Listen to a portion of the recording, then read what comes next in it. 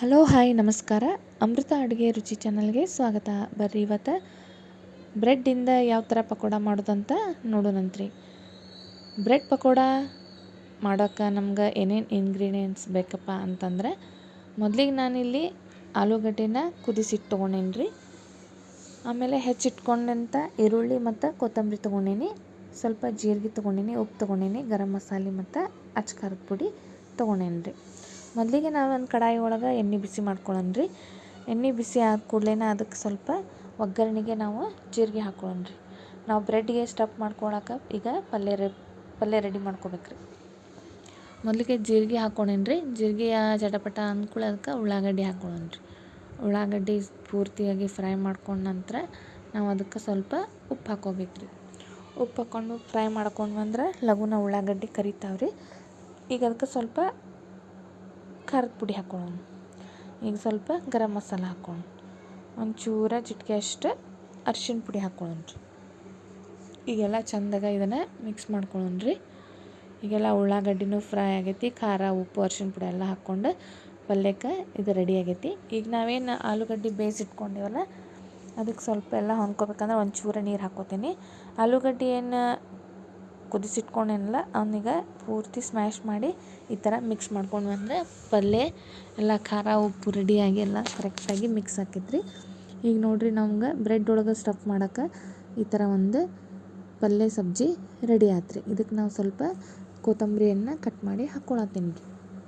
ಈಗ ಪಲ್ಯ ಅಂತೂ ರೆಡಿ ಆತ್ರಿ. ಈಗ ನಾವು ಪಕೋಡ ಮಾಡೋಕೆ ಮೇನ ಕಡ್ಲೆ ಹಿಟ್ಟಿಂದ ಇದು ಬೇಕಲ್ಲ, ಹಿಟ್ಟು ರೆಡಿ ಮಾಡ್ಕೋಬೇಕು ಬಜ್ಜಿಗೆ. ಅದಕ್ಕೆ ನಾನಿಲ್ಲಿ ಕಡ್ಲೆ ಹಿಟ್ಟು ತೊಗೊಂಡಿನಿ, ಅದಕ್ಕೆ ಸ್ವಲ್ಪ ಉಪ್ಪು ಹಾಕ್ಕೊಂಡೀನಿ, ಅರಿಶಿಣ ಪುಡಿ ಹಾಕ್ಕೊಂಡೀನಿ ಮತ್ತು ಸ್ವಲ್ಪ ಅಚ್ಕಾರದ ಪುಡಿ ಹಾಕ್ಕೊಂಡೀನಿ. ಈಗ ಪೂರ್ತಿಯಾಗಿ ಎಲ್ಲ ಮಿಕ್ಸ್ ಮಾಡ್ಕೊಂಡು ನಮ್ಗೆ ಬಜ್ಜಿ ಹಿಟ್ಟಿನ ಮಿರ್ಚಿ ಬಜ್ಜಿಗೆ ಯಾವ ಥರ ಹಿಟ್ಟು ರೆಡಿ ಮಾಡ್ಕೋತೀವಲ್ಲ ರೀ, ಆ ಥರ ಇದನ್ನು ಸ್ವಲ್ಪ ನೀರು ಹಾಕ್ಕೊಂಡು ಹಿಟ್ಟು ಕಲಿಸ್ಕೋಬೇಕ್ರಿ. ಅತಿ ಅಳುಕೂ ಆಗಬಾರ್ದು, ಅತಿ ಗಟ್ಟಿನೂ ಆಗಬಾರ್ದು. ಕರೆಕ್ಟಾಗಿ ನಾವು ಬಜ್ಜಿ ಬಿಡೋಕೆ ಬರೋ ಥರ ಇದನ್ನು ಹಿಟ್ಟನ್ನು ರೆಡಿ ಮಾಡ್ಕೋಬೇಕ್ರಿ. ಈಗ ನಾವು ಇದಕ್ಕೆ ಸ್ವಲ್ಪ ನೀರು ಹಾಕ್ಕೊಂಡು ಇನ್ನೊಂದು ಸ್ವಲ್ಪ ಅಳುಕಗೆ ಮಾಡ್ಕೊಳ್ಳೋಣ ರೀ. ಈಗ ಬಜ್ಜಿ ಮಾಡೋಕೆ ಹಿಟ್ಟು ಕರೆಕ್ಟ್ ಆಯ್ತು. ಇದಕ್ಕೆ ಒಂಚೂರು ನಾವು ಸ್ವಲ್ಪ ಚಿಟಿಕೆ ಅಷ್ಟು ಸೋಡಾ ಪುಡಿ ಹಾಕ್ಕೊಳ್ಳೋಣ ರೀ. ಅಂದ್ರೆ ಪಕೋಡ ಕ್ರಿಸ್ಪಿ ಆಗ್ತಾವ್ರಿ. ಜಾಸ್ತಿ ಹಾಕ್ಕೋಬಾರ್ದು, ಒಂದು ಸ್ವಲ್ಪ ಹಾಕ್ಕೋಬೇಕು. ಈಗಿದು ಕರೆಕ್ಟಾಗಿ ಹಿಟ್ಟು ರೆಡಿ ಆಯ್ತು. ಇದಕ್ಕೆ ಹೆಚ್ಚಿಟ್ಕೊಂಡಂಥ ಒಂದು ಸ್ವಲ್ಪ ಕೊತ್ತಂಬರಿ ಹಾಕ್ಕೊಂಬಿಡೋಣ.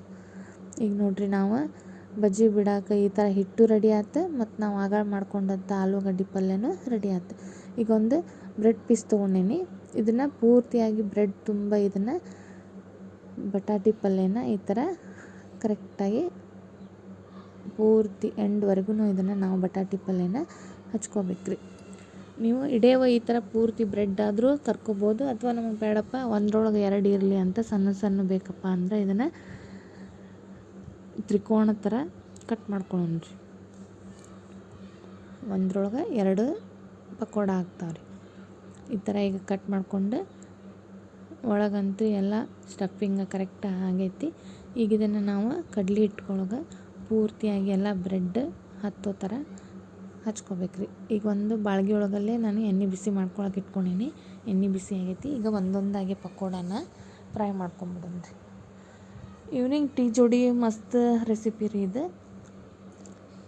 ನಾವು ಟೀ ಕುಡಿಯುವಾಗ ಇದನ್ನು ತಿನ್ಕೊತ ಟೀನೂ ಕುಡಿಬೋದು, ಅಥವಾ ನಮ್ಗೆ ರೊಟ್ಟಿ ಪಲ್ಯ ಬೇಜಾರಾಗೈತಿ ರಾತ್ರಿ ಊಟಕ್ಕೆ ಅಂದಾಗ ಈ ಥರ ಹೊಟ್ಟೆ ಹಸಿವಾದಾಗ ಈ ಥರ 1-2 ಪಕೋಡ ಮಾಡ್ಕೊಂಡು ತಿಂದ್ವಿ ಅಂದ್ರೆ ಹೊಟ್ಟೆ ಫುಲ್ ಆಗಿಬಿಡ್ತೈತೆ ರೀ. ಊಟ ಅಂತೂ ಬೇಡ ಮಕ್ಕಳಿಗೆ. ನೋಡ್ರಿ, ಈಗ ಮಸ್ತಾಗಿ ನಮ್ಮ ಬ್ರೆಡ್ ಪಕೋಡ ರೆಡಿ ಆದವು ರೀ. ಇದನ್ನು ನೀವು ಹಂಗನೂ ತಿನ್ಬೋದು ಬಿಸಿ ಬಿಸಿ, ಇಲ್ಲಪ್ಪ ಅಂದ್ರೆ ಹುಡುಗರಿಗೆ, ಮಕ್ಕಳಿಗೆ, ಎಲ್ಲರಿಗೂ, ದೊಡ್ಡವ್ರಿಗೂ ಸ್ವಲ್ಪ ಕೆಚಪ್ ಹಾಕಿನೂ ಸರ್ವ್ ಮಾಡ್ಬೋದು ರೀ. ನೋಡಿರಿ ಎಷ್ಟು ಮಸ್ತ್ ಆದವು, ಕ್ರಿಸ್ಪಿ. ಈಗ ಬ್ರೆಡ್ ಪಕೋಡ ಅಂತೂ ರೆಡಿ ಆದವು ರೀ. ಯಾರೆಲ್ಲ ಇನ್ನೂ ನನ್ನ ಚಾನಲ್ನ ಸಬ್ಸ್ಕ್ರೈಬ್ ಮಾಡಿಲ್ಲ, ಪ್ಲೀಸ್ ಸಬ್ಸ್ಕ್ರೈಬ್ ಮಾಡ್ಕೊರಿ. ಲೈಕ್ ಶೇರ್ ಮಾಡಿಟ್ಟು ಕಮೆಂಟ್ ಮಾತ್ರ ಮರಿಬೇಡ್ರಿ. ಇನ್ನೊಂದು ರೆಸಿಪಿಯೊಂದಿಗೆ ಮತ್ತೆ ಸಿಗ್ತೀನಂತ್ರಿ. ಅಲ್ಲಿವರೆಗೂ ಥ್ಯಾಂಕ್ ಯು ಸೋ ಮಚ್.